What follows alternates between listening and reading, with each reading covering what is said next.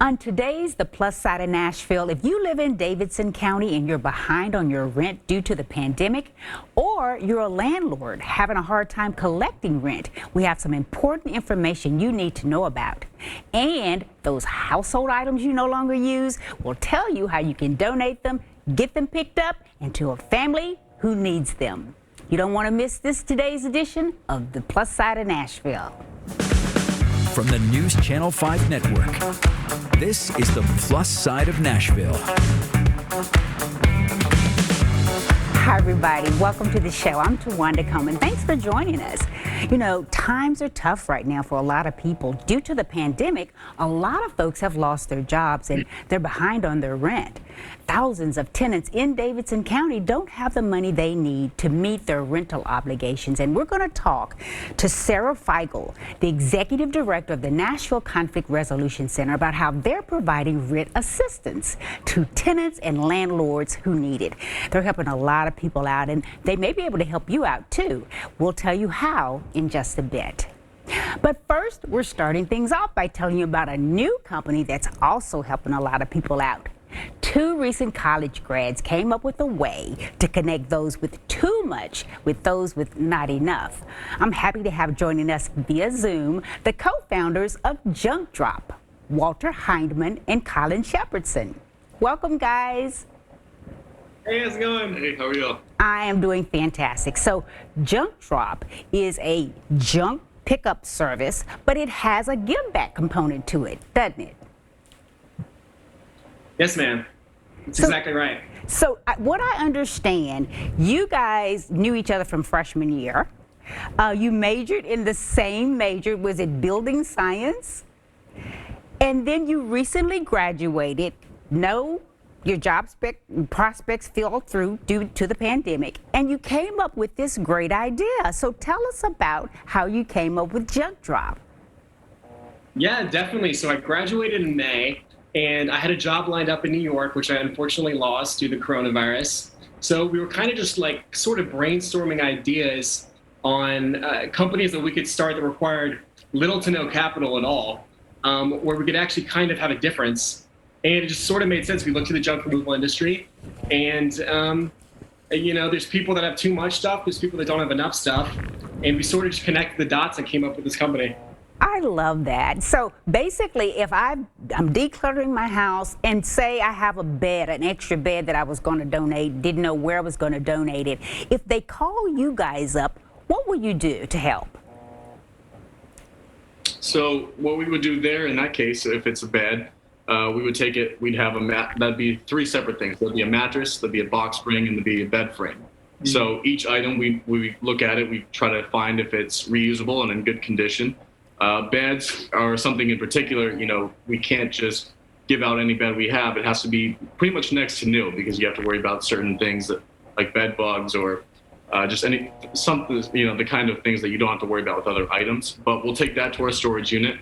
After we pick it up, we catalog it, and then we reach out to these 6 charities that we're partnered with, and we find the people within those charities who could use those items. So we find someone who could use maybe all 3, or maybe they just need the mattress and they have the box spring and the bed frame. And what we do from there is we find that person, we get their information, we contact them, we show them the items, make sure they're happy with what it looks like, and then we drop it off right at their doorstep and we set it up for them free of charge. Wow. So you guys launched in, was it June, I think? And so far, what types of items have you been receiving, and what types of items do you look for?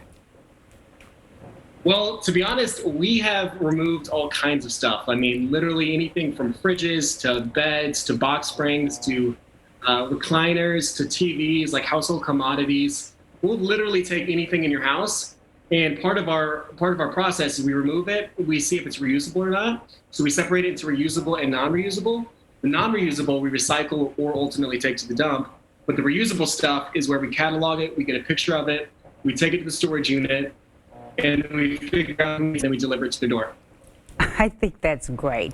So you also do curbside though too, right? If someone just leaves something by the curb, you don't necessarily have to go in their house? Yes, ma'am. We offer a 20% discount for curbside because it's easier for us. So basically, that's how you guys make money, right? If someone does have items that they want to get rid of or to donate, how do you sort of price it? Based on the number of items, or if the amount of weight that you have to lift?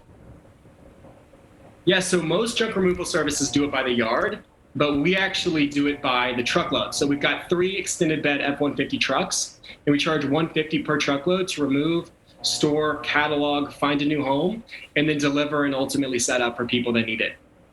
Wow. How many would you say you've done so far? It's a hard number to gauge. You've done a lot? I mean, as far as pickups, we've done, I'd say, over 200 now. And as far as donations, we've fully furnished maybe a dozen homes at this point, between 10 to 12, I'd say, around that number. It's a safe number.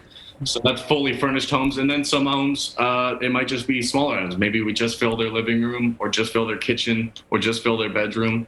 So as far as drop-offs, that number it's tough to really gauge that, but quite a few. That's fantastic. So how far will you guys travel? Are you mostly in Metro Nashville? Yeah, we're based right off of Charlotte, so we usually go like 35 minutes from downtown. But yeah, around 35 minutes is where we kind of judge it. So how, I understand, did you add more staff members? How big is your staff? So we recently hired 2 ex-Belmont grads. They're aspiring musicians. And so I think total we have 5 guys now, total. Yep. But yeah, so a team of 5. From what I understand, you both have quite a bit of volunteering experience under your belt. Is that why you also wanted to include that sort of like helping out nonprofit component to it? Yes, ma'am. I mean, that was a big part of it. Originally, we would just go into people's homes and would see that they would have stuff that's donatable, and it just didn't make sense for that to go take up space in a landfill or be recycled.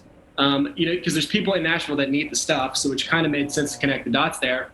But fortunately, I got the volunteer experience at Oasis Center. They've got a bike workshop program run by Dan Furbish that I was lucky enough to volunteer in high school, and so I knew all about the Oasis Center, and they had some amazing programs there. So, I reached back out to the Oasis Center, and they set me up. And we're in contact with the Rapid Rehousing Program, which is kids 18 through 24 that are experiencing homelessness. And so the Oasis Center will provide them housing, whether it's a house, an apartment, or a condo, but more than likely it'll come unfurnished. So that's where they contact us, and then we step in and try to furnish the place for them. I love it. And there's, in addition to the Oasis Center, I know you also work with People Loving Nashville, Catholic Charities of Tennessee, Ride for Reading, and Tennessee Choices. All great organizations. And we want to talk more with you guys about Junk Drop. And we got to take a break first, and we'll be back with more right after this.